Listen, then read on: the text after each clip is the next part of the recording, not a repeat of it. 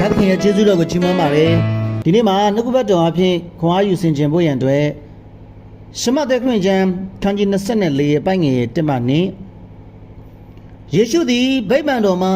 ထွက်ကြွတော်မူသည်ရှိသောတပည့်တော်တို့သည်ဗိမာန်တော်၏တိုက်ဆောင်များကိုပြခြင်းကအထံတော်သို့ချိကပ်ကြ၏ယေရှုကလည်းဤရာလုံးစုံကိုသင်တို့သည်မြင်ကြသည်မဟုတ်လောငါမှန်ဆိုသည်ကမဖြိုမချပဲကြောက်တစ်ခုပေါ်မှာတစ်ခုမျှ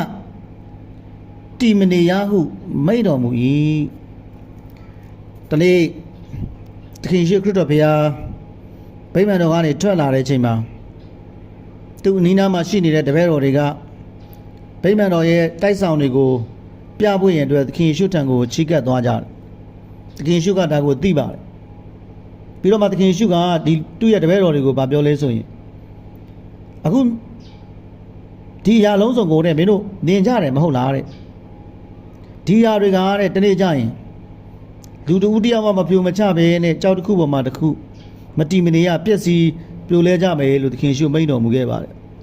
ဒီနေ့အခြေအနေကိုကျွန်တော်ပြန်ကြည့်တဲ့အခါမှာကျွန်တော်မြန်မာပြည်မှာငလင်ဘေးဒုက္ခတွေမျိုးမျိုးကိုကျွန်တော်ကြုံတွေ့ရပါတယ်ဒီကမှာလူတွေအားလုံးဝမ်းနဲ့ကြေကွဲပြီးတော့မှခံစားနေရပါတယ်ကူရကဲရမဲနေကြပါတယ်အကူအညီတွေအများကြီးလိုနေကြပါတယ်ဒီသဘာဝဘေးဒဏ်ကြောင့်လူတွေသက်ပေါင်းများစွာဆုံးရှုံးပျက်စီးခဲ့ရပါတယ်သခင်ယေရှုဘုရားကလည်းပြောပါတယ်ဝမ်းနည်းသောသူတွေနဲ့အတူကျွန်တော်တို့ဝမ်းနည်းရမယ်ငိုကြွေးသောသူတွေနဲ့အတူငိုကြွေးပြီးတော့မှဝမ်းမြောက်သောသူတွေနဲ့ကျွန်တော်တို့အတူတူဝမ်းမြောက်ဖို့ရန်အတွက်မိန့်တော်မူခဲ့ပါလေဒီတော့ဒီအခြေအနေတွေကတကယ်ကိုမှဝမ်းနည်းကြေကွဲစရာအဖြစ်အပျက်တွေဖြစ်ပါတယ်ဒီလိုအခြေအနေတွေကနေပြီးတော့မှကျွန်တော်တို့တင်ယူစရာဆင်ခြင်စရာတွေလည်းများစွာရှိပါတယ်အဲ့တော့ဒီမဿဲခန်းကြီး24ပိုင်းငယ်1ကနေ2ကိုကျွန်တော်ဆင်ခြင်တဲ့အခါမှာယနေ့ကျွန်တော်တို့ယုံကြည်သူညီကိုမောင်နှမတွေခရစ်ယာန်တွေရဲ့အတိုင်းဝိုင်းမှာကျွန်တော်ဆင်ခြင်စရာတစ်ခုဖြစ်လာပါတယ်ဒီနေ့ကျွန်တော်ပြောတဲ့နှုတ်ကပတ်တော်ကခရစ်ယာန်ယုံကြည်သူညီကိုမောင်နှမတွေခရစ်ယာန်သာသနာရဲ့အတွင်းထဲမှာရှိတဲ့အရာတွေကိုပဲမိမောင်ထိုးပြသတိပေးခြင်းဖြစ်ပါတယ်သခင်ရှုဘုရားမိန့်တော်မူခဲ့တဲ့အရာကတိုက်ဆောင်မြင့်တွေကိုမြင်တဲ့အခါမှာလည်းလူတွေမဖြိုမချမပြည့်စည်ပဲနဲ့တနေ့ကြရင်ပြိုလဲပြည့်စည်ကြမယ်လို့ပြောပါတယ်။တချို့ကလည်းဒီလိုဘေးဒုက္ခအခြေအနေတွေကိုကြုံကြတဲ့အခါမှာလူနည်းစုတွေကတော့ဘုရားကိုအပြစ်တင်ကြတယ်ဘုရားတွေဘယ်ရောက်နေလဲဘယ်သွားနေလဲစသည်အဖြစ်ဝမ်းနဲ့ကြေကွဲကြ။ဆိုတော့တခါတည်းကျတော့ဘယ်သူမပြုတ်မိမိမှုဆိုတဲ့အတိုင်း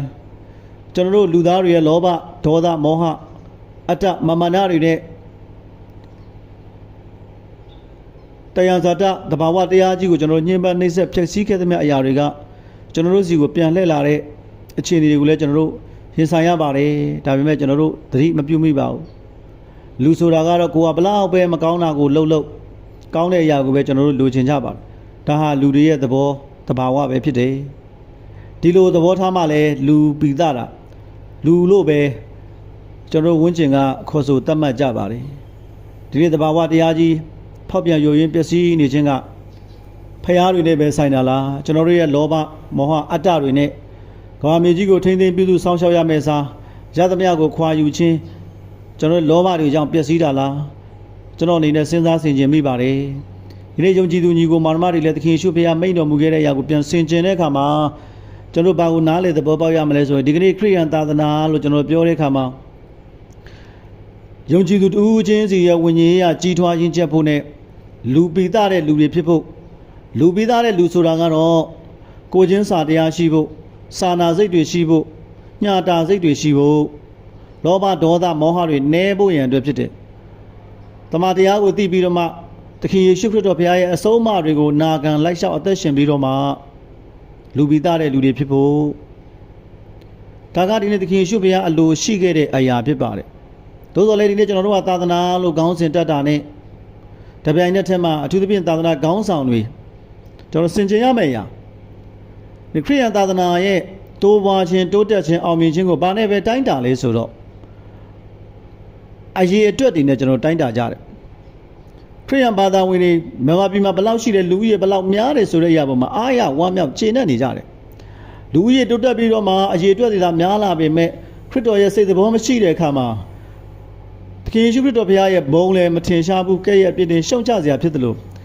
ခရိယန်အတိုင်းဝိုင်းထဲမှာလည်းပဲဒီနေ့ဝေဖန်ခဲ့ရပြစ်တင်ရှုံချစရာတွေများလာပါတယ်အဲ့တော့လူဦးရေများချင်းကိုကျွန်တော်တို့အာယုံမစိုက်ဖို့ရန်အတွက်အရေးကြီးပါတယ်ဒုတိယတစ်ခုကတော့ခရိယန်သာသနာအောင်မြင်တိုးတက်ခြင်းလို့ကျွန်တော်တို့ပြောတဲ့အခါမှာသာသနာခေါင်းဆောင်တွေအနေနဲ့သူတို့ခေါင်းဆောင်လုပ်ခဲ့တဲ့ခေါင်းဆောင်ဖြစ်နေတဲ့အချိန်မှာသူတို့ရဲ့သာသနာသမိုင်းကိုသူတို့ရဲ့လှုပ်ဆောင်ချက်တွေကိုဘာနဲ့ပဲရေးထိုးတယ်ဆိုလို့ရှိရင်အစာအုပ်တွေဘယ်လောက်ထိစောက်ခဲ့နိုင်လဲဆိုတဲ့အရာပေါ်မှာသူတို့အားရဝမ်းမြောက်ကျေနပ်ကြတယ်။ဒါသာသနာလို့ပြောရင်သူတို့ကမျက်စိနဲ့မြင်နေရတဲ့တန်ဖိုးကြီးမားတဲ့ကြီးကျယ်ခမ်းနားထဲဝါတဲ့အစာအုပ်တွေနဲ့ပဲ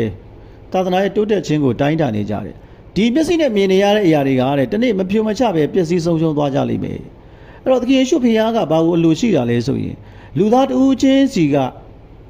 ဒီနေ့အပြစ်တရားကိုယွံမုန်းပြီးတော့မှလူပတ်ဝန်းကျင်မှာလူပိသားစွာအသက်ရှင်ဖို့ဖခင်ရဲ့စိတ်တော်တော်ရှိဖို့အဲ့ဒီလိုလူတွေဖြစ်လာဖို့ရန်အတွက်သာသနာကိုအစားပြုခဲ့တာဖြစ်ပါတယ်။ဒါကြောင့်ဒီကနေ့ကျွန်တော်တို့ငွေတွေတိမ်ပေါင်များစွာအကုန်ကြရင်းနှီးမြုပ်နှံပြီးတော့မှအသင်းဝင်သူတွေရဲ့ဝิญဉ်ရေးရကိုတိဆောက်ရမယ်စားမျက်စိနဲ့မြင်နေတဲ့အစာအုပ်တွေကိုတိဆောက်ခြင်းကမှားယွင်းတဲ့အရာဖြစ်တယ်ဆိုတာကိုအားလုံးပြန်လည်ပြီးတော့မှစင်ကြင်သတိပြုဖို့လိုပါတယ်။လိုအပ်တာထက်ပိုပြီးတော့မှဒီနေ့အစာအုပ်တွေပေါ်မှာငွေကြေးပမာဏအချိန်ပညာယဉ်ဒီမြုပ်နှံမှုတွေကဖခင်သခင်တကယ်အလိုရှိတဲ့အရာတွေဖြစ်ပါရဲ့လားဆိုတာကိုဒီနေ့ယုံကြည်သူညီကိုမောင်နှမတွေနဲ့သာသနာခေါင်းဆောင်တွေစင်ကြင်နိုင်ဖို့ရန်အတွက်ဖခင်ရဲ့အမှုတော်ကိုဆောင်တော်သူတယောက်အနေနဲ့အပြစ်တင်ဝေဖန်ပုတ်ခတ်ရှုံချခြင်းမဟုတ်ဘဲနဲ့ပြန်လည်ပြီးတရားသဘောကိုစင်ကြင်သတိပြုနိုင်ဖို့ရန်အတွက်ဒီနေရာကနေပြီးတော့မှနှိုးဆော်ခြင်းဖြစ်ပါတယ်